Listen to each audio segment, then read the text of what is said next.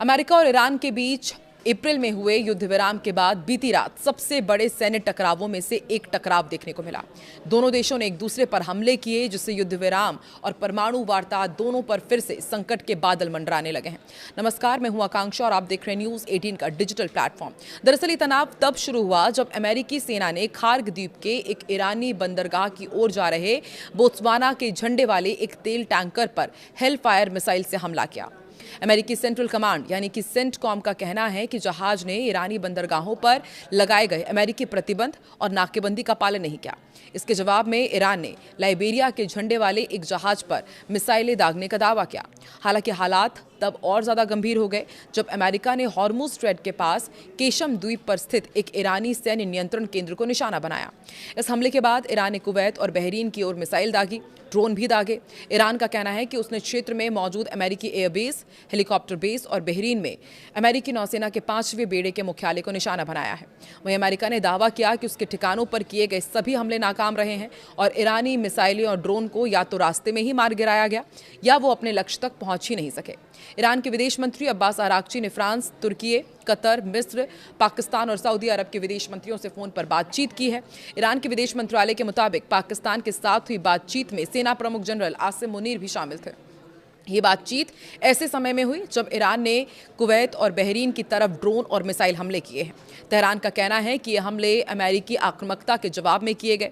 Iran की revolutionary guard यानी कि IRGC ने कहा है कि खाड़ी क्षेत्र में किए गए उसके जवाबी हमले अमेरिका के लिए सबक होने चाहिए। IRGC के बयान के मुताबिक अमेरिकी सेना ने देर रात हॉर्मुज स्ट्रेट के पास एक ईरानी तेल टैंकर पर हवाई हमला किया, जिससे जहाज के इंजन रूम को नुकसान पहुंचा।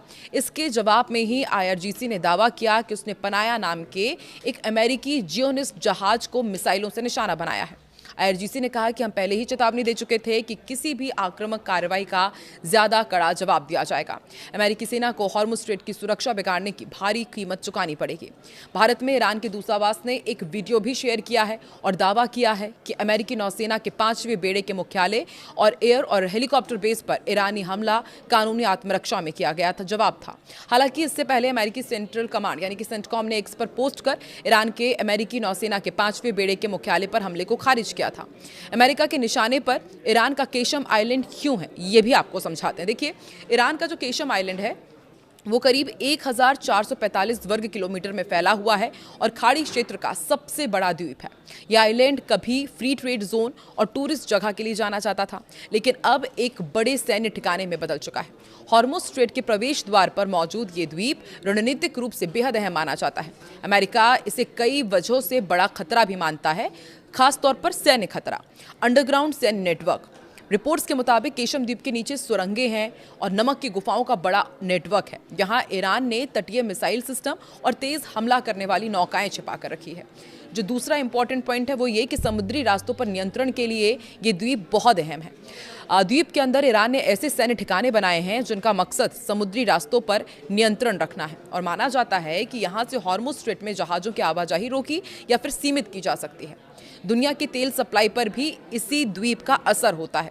हॉर्मुज स्ट्रेट देखिए दुनिया का सबसे अहम तेल और गैस समुद्री रास्तों में से एक है, ये तो हम जानते ही हैं। और अमेरिका के मुताबिक ईरान ने केशम द्वीप का इस्तेमाल तेल टैंकर्स की आवाजाही रोकने या फिर दबाव बनाने के लिए किया है। और यही द्वीप अमेरिका और ईरान तनाव का सबसे बड़ा तनाव का केंद्र भी है। हाल ही के महीनों में ये द्वीप अमेरिका और ईरान के बीच सैन्य तनाव का प्रमुख केंद्र बना हुआ है। पहले भी ईरान की तरफ से क्षेत्रीय अमेरिकी ठिकानों पर कार्रवाई के बाद अमेरिका ने केशम द्वीप पर IRGC के ठिकानों और कम्युनिकेशन सिस्टम पर हमले किए थे। दूसरी तरफ इजराइल और हिजबुल्लाह के बीच में लगातार हमले तेज हो रहे हैं। हिजबुल्लाह ने दावा किया है कि उसने दक्षिणी लेबनान में इजरायली सेना पर 13 हमले किए हैं। संगठन के मुताबिक इन हमलों में सैनिक जमावड़ों, सैन्य वाहनों और कमांड पोस्ट को निशाना बनाया गया। हिजबुल्लाह ने बयान में कहा है कि उसके लड़ाकों ने रॉकेट, आर्टिलरी गाइडेड मिसाइल्स और अटैक ड्रोन का इस्तेमाल किया है और इजरायली सेना की आगे बढ़ने की कोशिशों को उन्होंने रोका है। संगठन के अनुसार दक्षिणी लेबनान के कई इलाकों में दोनों पक्षों के बीच भारी संघर्ष हुआ, जहां पर इजरायली सेना ने घुसपैठ बढ़ाई है। हदाथा और अल-बलू इलाके में हिजबुल्ला ने कई इजरायली मार्कावा टैंकों को निशाना भी बनाया है और एक सैन्य वाहन के पास विस्फोटक डिवाइस उड़ाने का दावा किया गया। संगठन का कहना है कि इसके बाद इजरायली सैनिकों को अपनी कार्रवाई रोकनी पड़ी और एयर स्ट्राइक के सहारे पीछे हटना पड़ा। बयान में यह भी कहा गया कि दक्षिणी लेबनान के ऐतिहासिक ब्यूफोर्ट कैसल और बियादा कस्बे के आसपास तैनात इजरायली बलों पर भी मिसाइल और रॉकेट हमले किए गए हैं।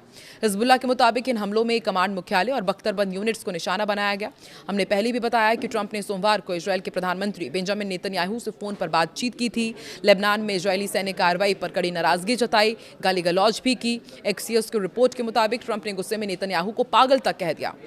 रिपोर्ट के मुताबिक लेबनान पर हमले के बाद ईरान ने सोमवार को चेतावनी भी दी थी कि अगर इजरायली कार्रवाई इसी तरह जारी रही तो वह अमेरिका के साथ चल रही बातचीत छोड़ सकता है।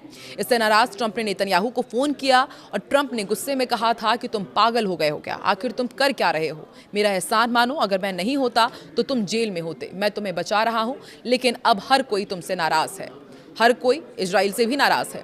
अमेरिकी अधिकारियों के अनुसार ट्रंप खास तौर पर इस बात से परेशान थे कि लेबनान में बड़ी संख्या में आम नागरिक मारे जा रहे हैं और एक हिजबुल्ला कमांडर को निशाना बनाने के लिए पूरी इमारतें गिराई जा रही है। तो एक तरफ इजराइल और हिजबुल्ला के बीच तनाव कम नहीं हो रहा है, अमेरिका इसको लेकर के भड़का हुआ है, और दूसरी तरफ ईरान और अमेरिका एक दूसरे के बंदरगाहों को, एक दूसरे के जहाजों को निशाना बना रहे हैं, जिससे हॉर्मुज में तनाव अब भी बढ़ा हुआ है। एक तरफ शांति की बातचीत और दूसरी तरफ इस तरह से हमले। आपको क्या लगता है, कब जाकर के अमेरिका ईरान के बीच, इजराइल और ईरान के बीच सब ऑल इज वेल होगा? कमेंट सेक्शन में जरूर बताएं।